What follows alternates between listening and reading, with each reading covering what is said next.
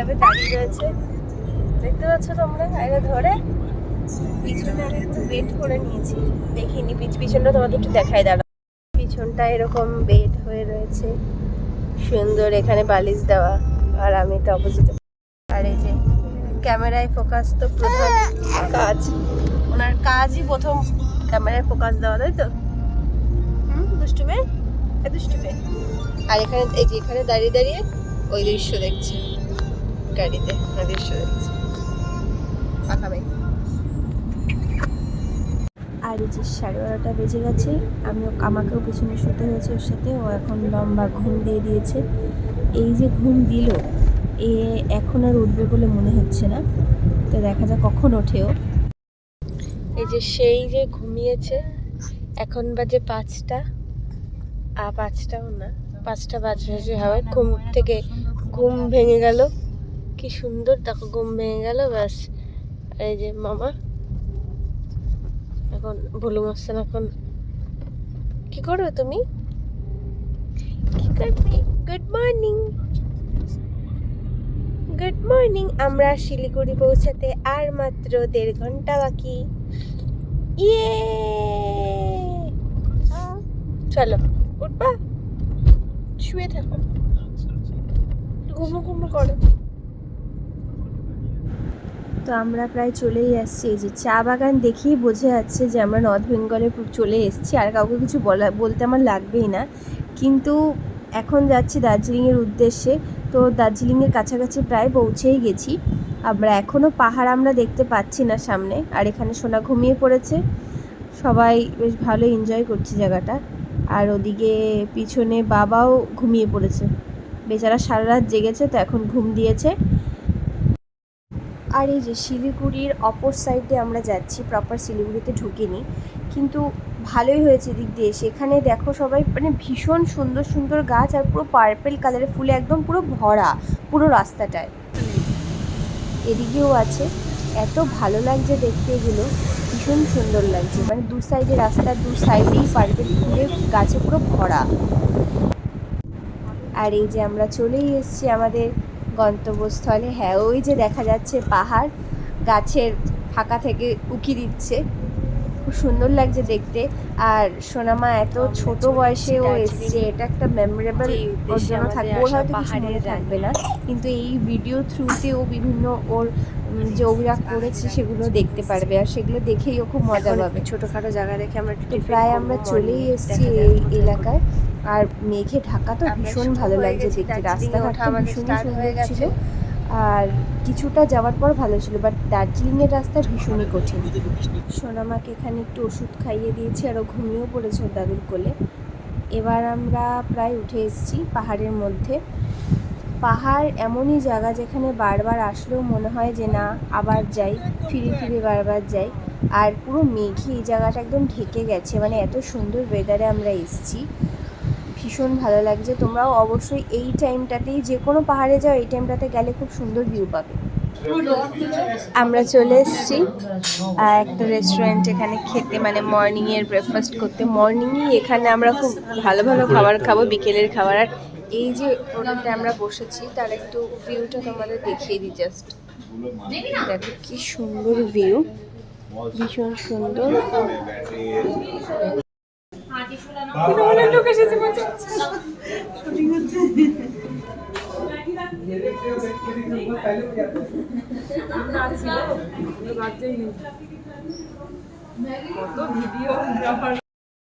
এই যে চলে এসছে আমাদের মোমো, খাবার সবার সব খাচ্ছে।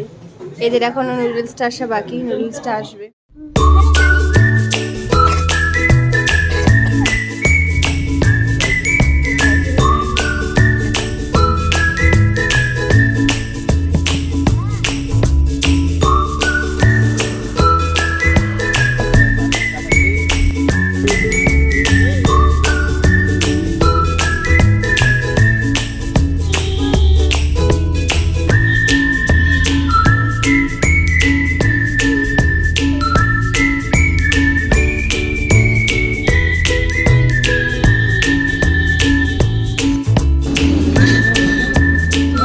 ভিডিও চলছে।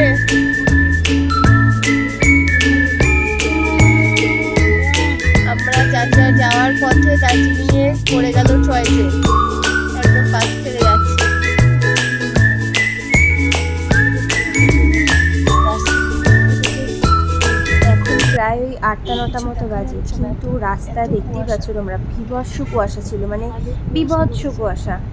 কিছুটা গেলে আর কিছু দেখা যাচ্ছে না, আবার সামনে থেকে অনেকটা কিছু দেখা যাচ্ছে না। তো অ্যাট লাস্ট আমরা হোটেলে চলে এসেছি।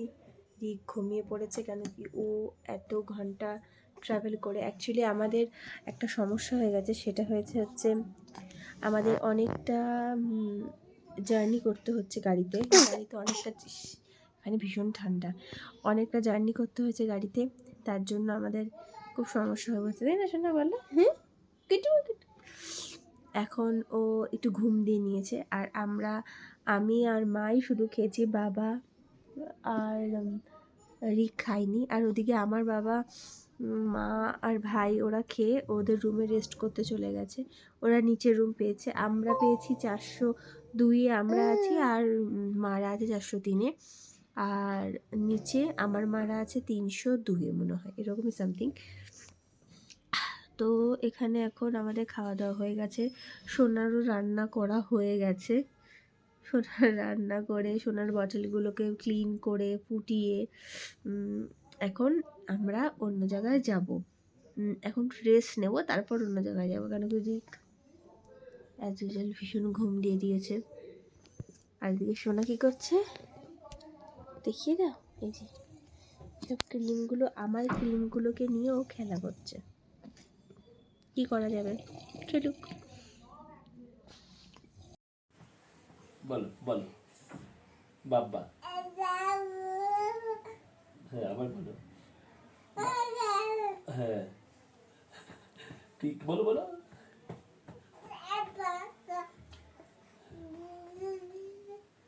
হ্যাঁ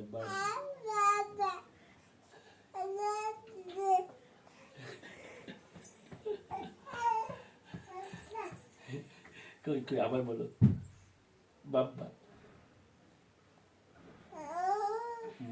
বাবা এবার ছেলের কাছে পাঠিয়ে দাও।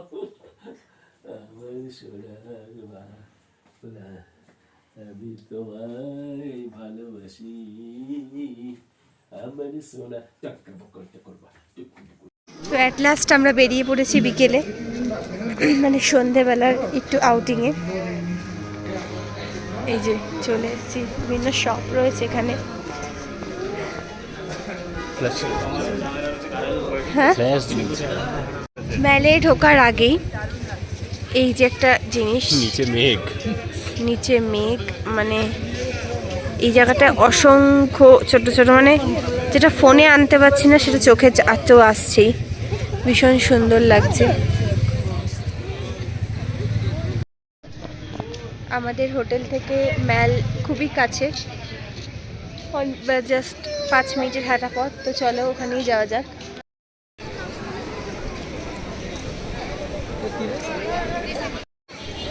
আর এই জায়গাটা তো পুরো ফাঁকা, আমরা ওখানটা যাচ্ছি। আর এটা হচ্ছে এখানকার খুব বিখ্যাত একটা চায়ের দোকান, যেখানে ক্রকারিস আইটেমও পাওয়া যায়, বাট এগুলো ভীষণ এক্সপেন্সিভ আর ভীষণ অ্যান্টিক টাইপের।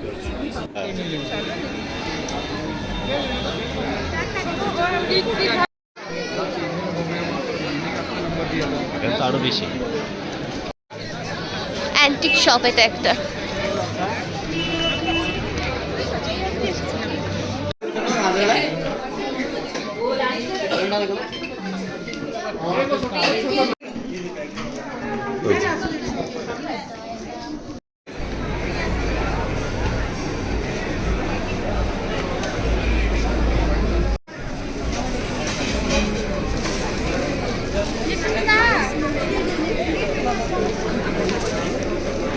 এগুলো গিফট করবো,